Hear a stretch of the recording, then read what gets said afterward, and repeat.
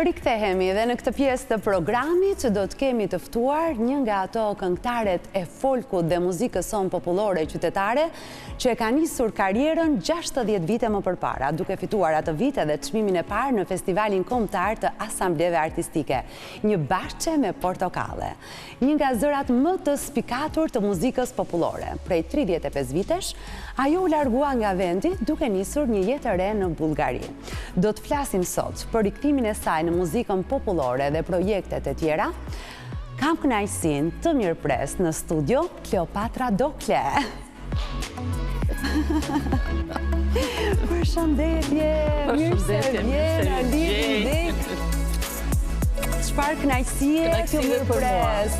Të kesh përpara një elegante jeni juve. Wow, koha nuk ka ecur as pak për ju, më lejoni ta them këtë gjë. Jeni absolutisht ndër këngëtaret që shqiptarët ju kanë në kujtesë, edhe pse 35 vite larguar, 35 vite në Bullgari, por ato të lutem se kemi një bisedë të gjatë bashk. Faleminderit. Wow.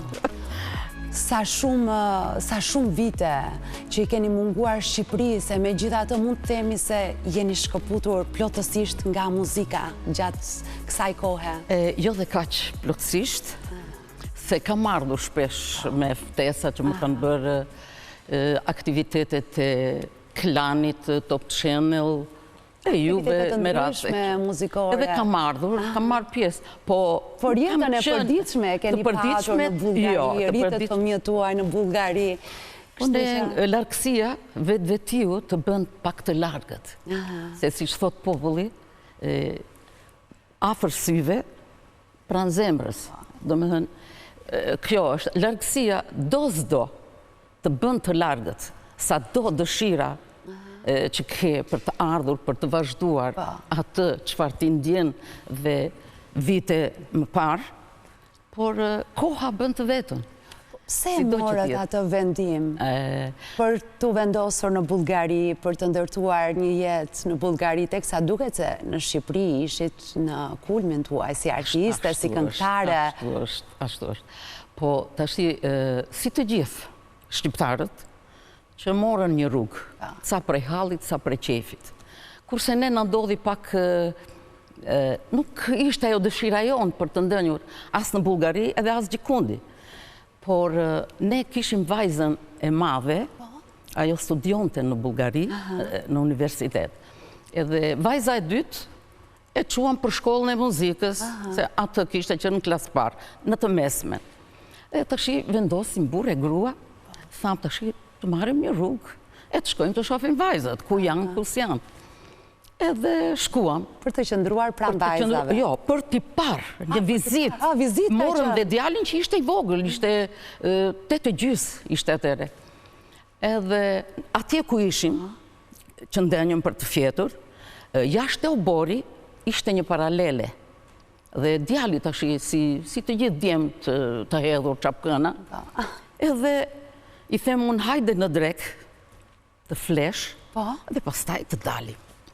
Ai e mora unë për ushtri për të fjetë, më vuri mua në gjumë dhe doli kërcente mbi paralele. Çfarë thua? Një herë, dy herë, hidhesh ishte një bordur kështu e lartë dhe paralelja këtu. Ai hidhesh, e kapi një herë, e kapi dy herë, pastaj i shkitën duart edhe ra. Aty theu këmbën. Çfarë thua? Dhe këmbën e theu në një pjesë shumë delikate. Që në atë kohë unë zia as gjuhën, as një gjë, se ato ditë ishin 5 ditë që shkuam.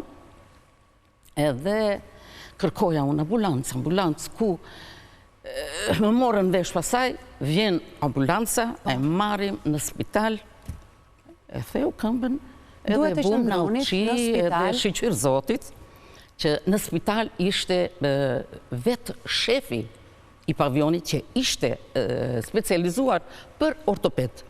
Por shkoi mirë si përfundim? Shkoi mirë deri aty. Mori kohën e vetë. Dhe do me thënë koha, do me thënë si ndënjëm në atje. Duhet të rinit pranë djalit? Duhet të rinte 9 muaj pa lëviz. Wow. As me avion, as me makinë, as me asgjë.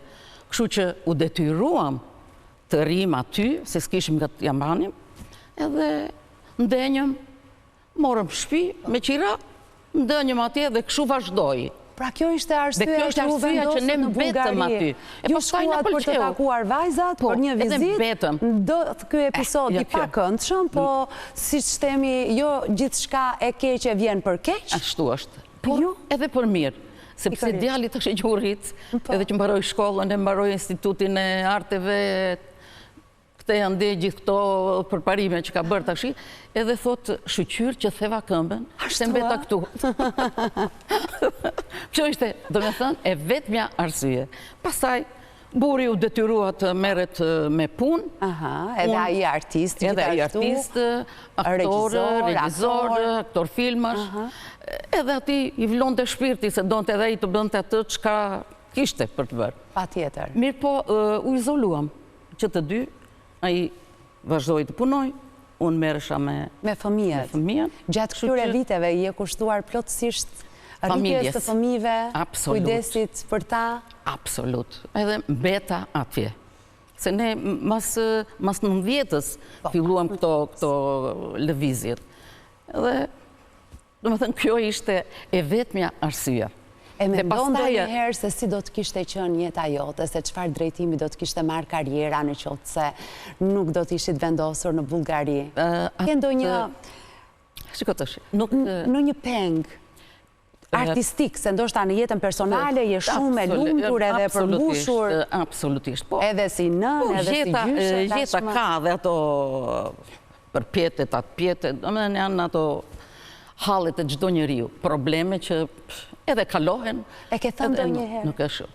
E ke kaluar ndonjëherë në përmendje? E kam kaluar në përmendje, po prapë them a më mirë ti kushtohesha vetes apo familjes. Kështu që bëra një zgjidhje. Buri punonte, unë mbajta familjen. Se ndryshe, s'kyshe se çfarë të bëhe. Po ne mbas në 90-s, që filluan këto pregatitje të grupet me muzike, që filluan diasporën e më thetë, atëre filloi televizin. Djali atëre ishte 6 muaj që kam lindur. Dhe kishte nevojë për nën. Edhe 2 vajzat që ishin në moshë që kishin nevojë për nënën. Adoleshente, dhe kështu që unë beta. Pastaj beta në Shqipëri. Prap, duke u marrë me familjen. Mua më vinin më kërkonin, thoshin, hajde se do shkojmë këtu, hajde se do shkojmë atje. Për turne, jashtë Shqipërisë, se të formojmë grupin. Unë nuk kisha ku të shkoja. Kjo ishte, dhe me thënë, koha që u spraps, edhe unë nuk vazhdova më që kujtuat vitet, dhe me thënë që unë s'kam dalë në televizore, në koncerte. Mund të themi që në një mënyrë mund jetë një lloj pengu artistik, megjithatë ju jeni e përmbushur në një anë dhe në një drejtim tjetër. Tashi pengje ka njeriu, po nuk mund të realizojnë të gjitha, më a shumë përpara mban ato çfarë janë të nevojshme për familjen e për gjithë. Po duke se jeni kujdesur shumë mirë edhe për familjen, po edhe për veten tuaj. Kur bisedua me bashkëshortin, na trego pak sekretin se si Kleopatra duket sikur është e njëjta dhe vitet nuk kanë ecur për të. Ai tha se njëri nga sekretet jam unë, mënyra se si jam kujdesur unë për të. E faktikisht kjo qëndron. Kjo qëndron. Sepse i vetmi, do me thënë që ka qenë i kujdesshëm, se e shikonte dhe vështërsi si nën të merresh me familjen, me shtëpinë, me gatime, me pazare, me të gjitha, sepse ai ishte i kushtuar punës. Edhe ishte i kujdesshëm për gjithçka. Mundohesh, në qoftë se mua... I kujdesshëm me fjalë, i kujdesshëm me gjeste... Me të gjitha. E kam pasur krah, do me thënë, për çdo gjë. Mund të them që nuk ka si burim. Edhe këtë e them me plot gojë, sepse edhe tani, ai më shtyn që unë të vi këtu, të marr pjesë në të gjitha këto aktivitete. Dhe sa mirë bën, po shohim edhe një foto, më tregon se ku keni dalë në këtë moment. Ku jeni këtu? Apo ja është një ndër momentet e zakonshme të jetës tuaj? Këtu është, ka patur Mbesa, ka patur një koncert me shkollën, se ajo është aktore si fëmijë, por ama ka fituar konkursin në mes 4.000 nxënës. Kjo ka dalë para në La Guardia, në Amerikë, në Por çfarë krenarie? Po jo krenari, ne aq shumë u gëzuam për atë sa Sa një për mbesa keni? Kam 2 mbesa edhe një nip. Edhe besa tjetër, edhe ajo merret me dizajn, është në shkollë të mesme me dizajn. Kurse kjo është në New York. Kjo është vajza e djalit. Vajza e vajzës madhe, se djali akoma s'ka asgjë. Dakord. Edhe kjo është atje tash. Atje ka lindur faktikisht, se edhe konkursi bëhesh vetëm për ata që jetonin në New York. Po, ne ju keni shkuar në këtë moment të rëndësishëm. Dhe ajo e fitoi vetë. Mirë se folëm për mbesën, por nuk falem pak për bashkëshortin. E shohim edhe njerë foton, ju lutem. Se ishe duke treguar që ke bashkëshortin më të mirë në botë. E kam, më të mirin e kam, po. Kështu që qëndrojmë të një moment. Po. Të kjo marrëdhënia juaj dhe të mënyra se si ai është përkushtuar gjatë gjithë jetës. Gjatë gjithë jetës. Gjithë jetës është përkushtuar për mua, për familjen, për fëmijët, për të gjithë. Domethënë ka qenë ekzemplar. Dhe i themon fëmijëve, babi duhet të ngrinë një lapidar. Babit, por edhe mamit gjithashtu për vendimet që ka marrë gjatë jetës. Vendos të rikthehesh në këtë moment në muzikë? Vendos të rikthehe... Një këngë për nartën? Kam bërë një këngë, tashti, do me thënë një projekt të ri. Po? Si thot, bie narte, vajz vlonjate. Kështu e ka titullin, kënga. Edhe e ka bërë Artur Dhamo, është kompozitor, drejtues i orkestrës në estradë. Ja, do e dëgjojmë pak këngën. Edhe poezinë e ka bërë Eduard Pasha Vlonjati, i ndrit shpirti atje ku është, se ka vdek. Masi ka bërë tekstin tim, do me thëmë nuk jetoj fort gjatë, e mori Zoti, e bëri për vete. Edhe e bëm këtë, videoklip me Shkëlzen Sinani, është drejtor i fotove, fotografisë, po me një këmbgulje të ati, me një punë, nuk e di, do me thënë, a i e dëshuron ka shumë punën, sa që nuk u lodh njëherë, nuk u lodh me këmbgulje, me punë tamam të sinqertë, ti bëj të gjitha detajore. Aqë sa unë u lodha, a i jo. Ashtu? I qfare. Po edhe kanë zjerë një klip ca foto të hatashme. Se dhe kishtë edhe parë, shumë e kënaqur. Me këtë rikthim në muzikë, ishte ashtu si që dëshiroja, se është e rëndësishme. Dëshiroja dhe prap do të kem. Do të vazhdojnë tani? Do të vazhdoj. Me sa kuptoj tani dhe qëndroni pak më gjatë këtu në Shqipëri, apo jo? Po jo tani. Ne vim, ikim edhe më kështu, nuk s'kemi se si. Pa të mundësin të dëgjonin pak bazën muzikore, nëse e kemi edhe një moment nga videoklipi që të mund të shijojnë.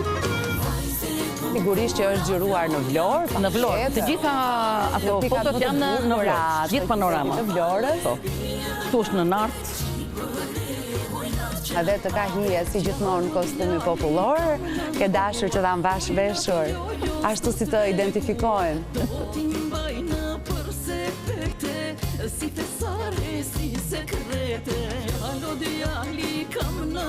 Ajo që bën përshtypje, Kleopatra, është se nuk ke dashur të ndryshosh në luk. Flokët e errta me baluke. Nuk kam dashur të ndryshoj sepse kjo jam unë, kjo është karakteri im. Nuk e eksperimentuar gjatë viteve. Absolut, dhe s'kam dashur fare.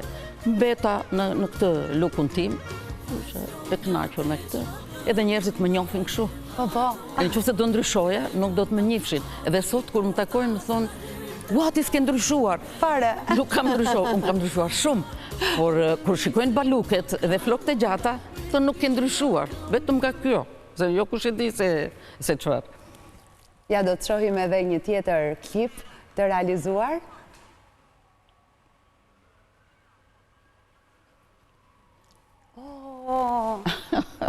Teksa unë prezentova një klip, ka diçka edhe më të bukur për të komentuar. Janë këto foto të vjetra, këto foto të shkrepura. Kështu. Sa të bukura, janë këto foto që cilin gjithmonë emocion, kur i shikon bardhë dhe zi. Po normal, sepse... Pikërisht. Të kujtosh, të shikosh ato të vjetrat, edhe emocione të ngjallin, edhe është nostalgji. Janë... është koha e kaluar. Këtu ku ke dalë? Aty ishim duke xhiruar prap një me në Kuzbaba lartë. Edhe kanë bet ato foto që atëhere. Dikush i qonë, dikush mi qojnë, kush i ka. Edhe unë i bajnë. Dhe tani, sigurisht që kërkoni këto fotot, ku janë këto fotot e hershme të fillimit të karjerës, atyre eventeve që nuk ishte aq shumë aparat dhe mund të... Me ato aparatë që ishin... Ndërsa kjo është, patjetër, një ndër, por mund të them se është kënga më e dashur edhe më e njohur. Ne kemi qenë në Kosovë. Kemi qenë në Kosovë me një... Po prapë ashtu koncertet të larmishme që bëheshin atëre. Kemi shkuar atëre kur nuk shkon të kush. Që ishin akoma të ndaluara. Edhe atëre kur kemi dhënë koncert në Kosovë, u quan gjithë kosovarët në këmbë, edhe i kishin të fshehur flamujt e shkret brenda edhe i hapshin e xirrshin kështu, policia nga ana tjetër i rëmbente. Me kanë qenë pak vite dhe të vështira. Shumë vite të vështira. Për të gjitha. Gjatë këtyre viteve që je kujdesur për familjen, edhe je rikthyer aq sa ke mundur në projekte të ndryshme muzikore, a je kujdesur për zërin? Të them të drejtën, jo dhe aq, vetëm non-stop nuk pi ujë të ftoftë. Akullore, po, gjëra të ftofta, jo. Rrallë, gjëra të ftofta, se për të tjera asnjë gjë. Domethënë, gjithçka normale, si të gjithë. Duhan s'kam pirë. Po. Se edhe këto janë, alkohol jo. Këto janë për zërin, se ndryshe do ndikoj pak. Ndryshe kjo dhuratë e bukur, se zëri është një dhuratë e bukur që dikush e ka. Është e lindur ajo, nuk bëhet me zor. Pastaj do punë. Do punë. Që të aktivizohet edhe të dalësh atje ku do. Pikërisht, të shohim rezultate edhe të kemi artistët me zërin që i duam kaq shumë. Shkojmë në një hapësirë publicitare, rikthehemi sërish në bisedë pas pak.